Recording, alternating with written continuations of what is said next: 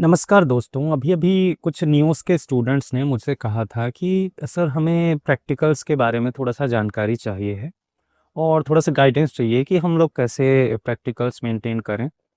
तो आइए ये वीडियो उसी के बारे में है। जानते हैं कि कौन-कौन सी चीज़ें आपके सिलेबस में हैं और आपको कैसे वो चीज़ें कंप्लीट करनी है। तो पहला है आपका ऑब्जेक्ट एंड नेचर स्टडी का, है ना? तो मैं ओवरऑल समझा देता हूँ कि एक्चुअली हम ये सब करते क्यों हैं और उससे क्या होता है ना? तो जब भी हम आर्ट फील्ड में काम करना चालू करते हैं, तो हमको कुछ बेसिक स्किल्स लगती हैं, है ना? जैसे ओवरऑल अपने को बनाना क्या है, आखिरी में पहुँचना कहाँ पर है, वो अपने को पता होना चाहिए, है ना? हमारा जो कह सकते हैं हमारा जो एम होता है आर्ट में, वो क्या होता है? तो एम होता है कोई भी कॉम्पोज़िशन बनाना। कॉम्पोज़िशन का मतलब क्या होता है? आपने जो सोच रखा है, जो भी इमेजिन कर रखा है, उसको आपको अपनी शीट में उतारना आना चाहिए। है ना? तो वो आपका मेन उद्देश्य होता है। आपने बहुत सारी पेंटिंग्स हो सकता है देखी होंगी या फिर नहीं भी देखी होंगी। तो जैसे वैन गॉग की पेंटिंग्स हैं, स्टारी नाइट आपने देख रखी होगी, है ना? तो और रेनेसाँ टाइम की बहुत सारी पेंटिंग्स देख रखी होंगी और कुछ नहीं देखा होगा तो भी लियोनार्डो दा विंची का जो सबसे फ़ेमस पेंटिंग है उनकी, मोनालिसा, तो वो आपने देखी रखी होगी, है ना? तो उन सब में क्या दिखता है आपको? है उसमें क्या कॉम्पोजिशन है। आपको कलर्स की टोनल वैल्यूज़ किस तरीके से उसमें आ रही हैं, बैकग्राउंड में कैसे काम किया गया है, वो सब चीज़ें कहाँ से आती हैं? स्टडी से आती हैं। अपना जो सिलेबस है, वो इसी पे फ़ोकस करता है कि आप सारी स्टडीज़ करो और फिर खुद के कॉम्पोजिशंस बनाओ, है ना? तो फर्स्ट स्टेप उसका क्या है, यहाँ पर क्या है, आपको ऑब्जेक्ट और नेचर स्टडी करनी है। यानी आपके आस-पास जो भी ऑब्जेक्ट्स आपको मिलें, चाहे रूम में मिले, चाहे बाहर मिले, है ना? तो पहले रूम में देख लीजिए आप। जो आपके कटोरे होंगे घर में, टिफ़िन होगा, टिफ़िन बॉक्स हो सकता है, अपना जो पेंसिल बॉक्स हो सकता है, बैग हो सकता है, उसको अलग-अलग एंगल से आप ड्रॉ कर सकते हैं, है ना? और ड्रॉ भी ऐसे करना है, केवल लाइन ड्राइंग होनी चाहिए, उसमें शेडिंग वगैरह नहीं करनी है।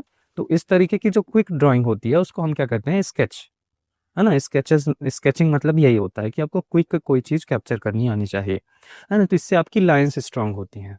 लाइन्स कैसे? जैसी लाइन आप बनाना चाहते हैं, वो आपको पकड़ में आती है ना? हमारे हाथों को क्या सीखना पड़ता है, हम माइंड से कोई चीज़ समझ सकते हैं, लेकिन ज़रूरी नहीं है कि हम अपने हाथों से उसको अप्लाई कर पाएँ। तो उसके लिए हमको बहुत सारी प्रैक्टिस लगती है ना? तो इसको बोलते हैं मसल मेमोरी डेवलप करना। तो वही है आपका जो फर्स्ट स्टेप है, यानी part 1 object and nature study, उसका मकसद यही है कि आपको अपना मसल मेमोरी डेवलप करनी है ना? तो वो कैसे करना है? आपको अपने रूम के ऑब्जेक्ट्स को क्विक स्केच करना है और फिर बाद में थोड़ा-सा बाहर निकलना है, पेड़, पत्थर, जड़ें, पत्ते, ये सब चीज़ें आपको स्केच करना है ना? क्विकली स्केच करना है। तो इसके लिए भी मटेरियल्स क्या-क्या बताया गया है यहाँ पे? पेंसिल है, कलर पेस्टल है, पोस्टर कलर है, वाटर कलर्स है, इन्हीं सब का आपको यूज़ करना है। पेंसिल में एचबी, 2बी, 4बी, 6बी आप आराम से किसी भी आर्ट स्टोर में जाके ले सकते हैं ये सब चीज़ें। और स्केच पेन्स को अवॉइड करने का कहा गया है। तो मिनिमम 3 वर्क्स, तो इसमें लिखा हुआ है मिनिमम 3 वर्क्स, इसका मतलब ये नहीं है कि केवल 3 वर्क्स ही होने चाहिए आपके पास। आपको स्केचिंग करते रहना होगा। आप नॉर्मल सी एक स्केच बुक बना सकते हैं। ये इस तरीके का एक छोटा-सा स्केच बुक बना लीजिए। उसमें आप चाहें तो छोटे-छोटे स्केचेस कर सकते हैं। वाटर कलर में कुछ इस तरीके का स्केच वगैरह होता है। 1-2 कलर्स बस यूज़ करें, उससे स्केच कर लें। पेंसिल कलर से कर सकते हैं, तो पेंसिल कलर्स तो मैं यूज़ नहीं करता हूँ। तो आपको ये वाटर कलर का स्केच है, ये दिखा सकता हूँ मैं आपको, है ना? तो ये बस कुछ-कुछ बस पेन जैसा ही चलाया है मैंने। जैसे पेन को चलाते हो, पेंसिल को चलाते हो, वैसे ही मैंने इसमें कलर को चलाया है। तो ये कलर स्केच हो गया, है ना? तो ऐसे छोटे-छोटे ऑब्जेक्ट्स भी आप बना सकते हो।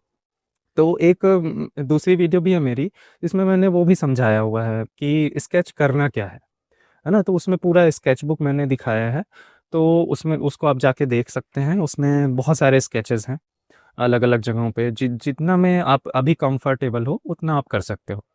है ना? तो ये स्केच बुक आपको मेंटेन करके रखनी पड़ती है। जब भी आप आर्ट फील्ड में आते हो, आपको वो फ्यूचर में आप क्या करना चाहते हो, वो आप पे डिपेंड करता है। बाकी मेन मकसद यही होता है कि आपको ढेर सारे स्केचेस करने हैं और आपको अपनी लाइन्स डेवलप करनी है। हाँ, तो इसमें मिनिमम 3 शीट्स जो बोली हैं, जो सबमिट होंगी, तो वो साइज़ क्या लिखा हुआ है, 1/4 इंपीरियल साइज़ पेपर। है ना? 1/4 यानी A3 साइज़ पेपर होता है ना? तो A3 साइज़ पेपर में आपको ये काम करना है। A3 साइज़ होता है A4 का डबल, है ना? तो उसमें क्या-क्या बोला है, पेंसिल लाइन ड्राइंग होनी चाहिए। एक में होनी चाहिए पेंसिल लाइन ड्राइंग, उसमें अलग-अलग ऑब्जेक्ट्स आप कंपोज़ कर सकते हैं अलग-अलग जगहों पे। यहाँ पर एक ऑब्जेक्ट हो गया, फिर एक ऑब्जेक्ट हो गया, फिर एक ऑब्जेक्ट हो गया। ऐसे करके 4-6 ऑब्जेक्ट्स उसमें आपको प्लेस करने हैं, है ना? केवल लाइन ड्राइंग होनी चाहिए, उसमें शेडिंग नहीं चाहिए। फिर नेक्स्ट है वन इन कलर्स, एक क्या करना है, किसी कलर में करना है। आप कोई भी कलर यूज़ कर सकते हो, कलर पेस्टल है, पोस्टर कलर है, वाटर कलर है ना? उसके बाद आता है one in pen and ink. अगला क्या करना है आपको, पेन का यूज़ करना है और साथ में उसका जो इंक है उसको आप निकाल लीजिए किसी चीज़ में और ब्रश से उसको थोड़ा-सा पेंट कर दीजिए, है ना? तो हल्की वैल्यूज़ उसमें दिखाई दें, बस इतना करना है। वैल्यूज़ का मतलब अगर आप नहीं समझते तो इसका मतलब मैं शॉर्ट में समझा देता हूँ। वैल्यूज़ का मतलब होता है कोई भी ऑब्जेक्ट है ना? तो उसमें लाइट एंड शैडो का जो इफ़ेक्ट होता है, उसमें उसके कारण आपको क्या दिखाई देता है, कहीं डार्कनेस दिखाई देती है, कहीं लाइटनेस दिखाई देती है और उसमें जो ग्रेडेशन दिखता है अपने, उसी को क्या कहते हैं, हम वैल्यूज़ कहते हैं। जैसे एकदम डार्क हो गया तो डार्क वैल्यू हो गया और लाइट हो गया तो लाइट वैल्यू हो गया और मिड में जो आती हैं वो मिड वैल्यूज़ कहलाती हैं, है ना? तो उसी को मिड टोन्स, डार्क टोन्स और लाइट टोन्स ये भी कहते हैं हम लोग, है ना? तो वैल्यूज़ आप समझ गए, है ना? इसके बाद आपको जाना है पार्ट 2 में। अब पार्ट 2 में हमको क्या करना है, ह्यूमन्स और एनिमल्स की स्टडी करनी है। तो इसको थोड़ा बहुत आप फ़ोटोज़ रेफ़रेंस भी यूज़ कर सकते हैं। थोड़ा बहुत अगर आप चाहें तो किसी को भी बैठा के आपको उसको स्केच करने की कोशिश कर सकते हैं। तो इसमें मेनली आपको करना ये है कि आपको पार्ट्स में डिवाइड करना आना चाहिए, है ना? मतलब सिंपल शेप्स में आपको देखना है किसी भी ऑब्जेक्ट को। है ना? ऑब्जेक्ट नहीं, यहाँ पर ह्यूमन और एनिमल है, तो उसको आपको छोटे-छोटे शेप्स में कन्वर्ट करना आना चाहिए, है ना? शेप्स कौन-कौन से? तो अपने सर्कल, रेक्टेंगल और ट्रायंगल इनका ही यूज़ करना है अपने को। और एक और प्रैक्टिस इसमें लिखी हुई है कि आपको कार्डबोर्ड के टुकड़े करने हैं। कैसे करने हैं? अलग-अलग शेप्स काटने हैं उसमें, है ना? जैसे ट्रायंगल हो गया तो ट्रायंगल के ही अलग-अलग शेप्स एंड साइज़ेज़ में काट दो। कोई छोटा हो, कोई राइट एंगल ट्रायंगल हो, कोई आइसोसेलेस ट्रायंगल हो, ऐसे करके आपको अलग-अलग ट्रायंगल्स काटने हैं उसमें से। इसी तरीके से रेक्टेंगल्स, स्क्वायर्स ये सब काट सकते हो बहुत सारे अलग-अलग साइज़ेज़ के, छोटे-बड़े सब हो सकते हैं। फिर सर्कल्स ढेर सारे काट लो, है ना? फिर उसको कोई फ़ोटो लो ह्यूमन का या फिर एनिमल का और उसके ऊपर प्लेस करो, है ना? और जैसा प्लेसमेंट आ जाए उसका, उस हिसाब से आपको क्या करना है, अपनी शीट में ड्रॉ करना है ना? तो ये एक बार पहली प्रैक्टिस ये हो गई कटआउट्स के साथ में और दूसरी प्रैक्टिस करनी है बिना कटआउट्स के। अपने आप से आपको समझना है कि कौन-कौन से शेप्स यहाँ पर दिखाई दे रहे हैं, वो चीज़ आपको ड्रॉ करनी है ना? तो इसमें क्या बोला है, आपको मिनिमम 3 वर्क्स देने हैं। 1/2 इंपीरियल साइज़ में, 1/2 यानी A2 साइज़ में, है ना? अभी तक A3 साइज़ था, अब ये क्या है, A2 साइज़ है ना? तो A3 से बड़ा होता है A2, है ना? ये आप ध्यान रख लेना। A4 का डबल होता है A3 और A3 का डबल होता है A2 और A1 और बड़ा होता है ना? तो आपको क्या करना है, यहाँ पर A2 साइज़ यूज़ करना है। अब पहला जो रहेगा उसमें क्या रहेगा, पेंसिल ड्राइंग होनी चाहिए। पहली शीट में पेंसिल ड्राइंग चाहिए अपने को, शेडिंग नहीं करनी है उसमें, बस लाइन ड्राइंग होगी। वही शेप्स के साथ में पूरा आपको ड्रॉ करना है और उसमें एक ह्यूमन, एक एनिमल रख सकते हो। चाहो तो और भी बना सकते हो, जितना ज़्यादा हो सके बहुत अच्छा होगा कि आप 4-5 बनाओ। शीट काफ़ी बड़ी है क्योंकि आपकी A2 साइज़ की। उसके बाद आता है one with tone in pencil. अगला क्या करना है आपको, पेंसिल से थोड़ी-सी शेडिंग भी करनी है ना? इसमें भी वही एनिमल और ह्यूमन फिगर दोनों होने चाहिए। फिर नेक्स्ट है कलर ड्राइंग में, मतलब उसको कलर से भी शेड करना है, थोड़ा-सा कलरिंग भी करनी है ना? तो ये 3 शीट्स आपकी कंप्लीट हो गई और यानी टोटल 6 शीट्स हो गई हैं। अब नेक्स्ट आता है कॉम्पोजिशन। तो कॉम्पोजिशन इसका नेक्स्ट स्टेप है, यानी आपको अब क्या-क्या आ चुका है, ऑब्जेक्ट सारे बनाना आ चुका है, नेचर स्टडी भी आप कर चुके हो, ह्यूमन स्टडी भी कर चुके हो, एनिमल स्टडी भी कर चुके हो। तो अब इन सबको कंपोज़ करना है एक सिंगल शीट में, है ना? तो उसमें ह्यूमन्स भी होंगे, एनिमल्स भी होंगे, ऑब्जेक्ट्स भी होंगे, नेचर स्टडी के भी मटेरियल्स होंगे, सब कुछ होगा उसमें, है ना? तो इन सबको मिला-जुला के एक कॉम्पोजिशन बनाना है। तो कॉम्पोजिशन में क्या होता है, आपको बहुत सारी चीज़ों का ध्यान भी रखना पड़ता है। जैसे हो गया जो अपने प्रिंसिपल्स ऑफ कंपोजिशन हैं, उसके बारे में थोड़ा-सा आप स्टडी कर सकते हो। उसके लिए भी मैंने अलग से एक वीडियो बना रखी है, आप जाके उसको देख लो, तो आपको काफ़ी कुछ समझ में आ जाएगा। तो उसमें होता है रिदम, हार्मनी, बैलेंस, ये सब चीज़ें आती हैं। तो उसको थोड़ा-सा समझ लेंगे आप तो आसानी से ये बना पाएँगे।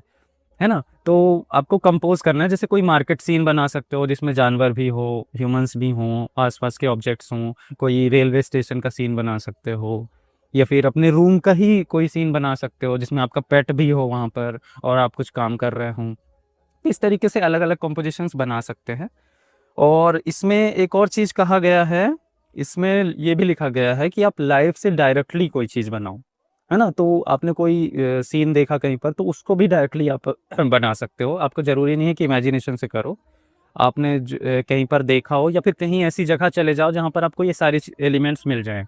यानी कि ह्यूमन्स भी हों, एनिमल्स भी हों और क्या हो ऑब्जेक्ट्स भी हों आस-पास के। तो उस जगह को आप कंपोज़ कर लो अपनी शीट में और उस पे काम करो। तो इसके भी आपको कितने वर्क्स चाहिए? 4 वर्क्स चाहिए इसके, है ना? और मटेरियल्स कौन-कौन से हैं? पेंसिल, एनी हार्ड पेपर, कोई हार्ड पेपर चाहिए इसमें। फिर मार्बल ग्लेज़ पेपर्स हैं, रैपिंग पेपर्स हैं, कलरफुल मैगज़ीन पेपर्स हैं, है ना? या फिर कपड़े हैं थोड़े से जो ख़राब कपड़े हों वो यूज़ कर सकते हो। तो मिनिमम इसके क्या बोला है 4 वर्क्स चाहिए 1/2 इंपीरियल साइज़ में यानी वही A2 साइज़ में। 1 इन पेंसिल ड्राइंग पहला क्या करना है पेंसिल ड्राइंग में केवल ड्राइंग करनी है उसमें, शेडिंग वगैरह कुछ भी नहीं है। फिर 1 इन पेस्टल कलर्स दूसरा क्या है पेस्टल कलर्स है। तो पेस्टल कलर्स थोड़े से चॉक जैसे होते हैं। उसके बाद फिर क्या है पेंसिल और पेन एंड इंक, या तो पेंसिल से पूरा शेडिंग वगैरह सब कर दो या फिर पेन और इंक का यूज़ कर लो, है ना? वाटर कलर जैसे ही यूज़ करना है कि कोई एक कलर उठा लो आप, चाहे वाटर कलर हो तो आप वो भी ले सकते हो, ब्लैक कलर ले लो थोड़ा-सा और उसी से हल्की-हल्की शेडिंग करनी है ना? फिर नेक्स्ट क्या है एक कोलाज भी बनाना है आपको। कोलाज ये जो हार्ड शीट अपन ने बात करी ना, हार्ड शीट आपको चाहिए, तो वो हार्ड शीट में बनेगी, है ना? नॉर्मल में बनाओगे तो पेज थोड़ा टेढ़ा-मेढ़ा हो जाएगा, तो आपको हार्ड पेपर लेना है और उसमें आप पहले से ड्राइंग कर लो हल्की-फुल्की, फिर उसमें आपको जो जैसे कोई रोड चाहिए, तो रोड जैसा कलर अगर कहीं पर है, तो वो वहाँ से कट कट करके लगा दो, है ना? तो इस तरीके से आपको अलग-अलग जो कलर्स हैं, अलग-अलग एलिमेंट्स हैं, ह्यूमन्स हैं, एनिमल्स हैं, वो सब कट करके चिपकाने हैं, है ना? तो इससे आपका कंपोज़िशन का सेंस बेहतर होगा और बहुत सारी चीज़ें आप सीख पाओगे इसमें, है ना? तो मेन चीज़ यही है, यही 4 आपको शीट्स कंप्लीट करनी है, यानी टोटल कितनी हो गई?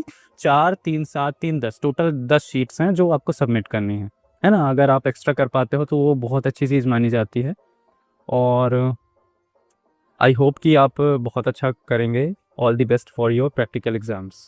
हाँ, एक और चीज़ बतानी है आपको कि जैसे आपकी थ्योरी एग्ज़ाम्स भी आएँगे नेक्स्ट में, तो मैं कोशिश करूँगा कि आपको सारी थ्योरी एग्ज़ामिनेशन से रिलेटेड भी चीज़ें प्रोवाइड कर पाऊँ। बट क्या है समय थोड़ा-सा कम है, तो हो सकता है मैं सारे टॉपिक्स नहीं कवर कर पाऊँ। बट कोशिश रहेगी मेरी कि आपके एग्ज़ाम्स आने से पहले मैं इन सब चीज़ों को कवर कर दूँ। तो मिलते हैं नेक्स्ट वीडियो में। धन्यवाद।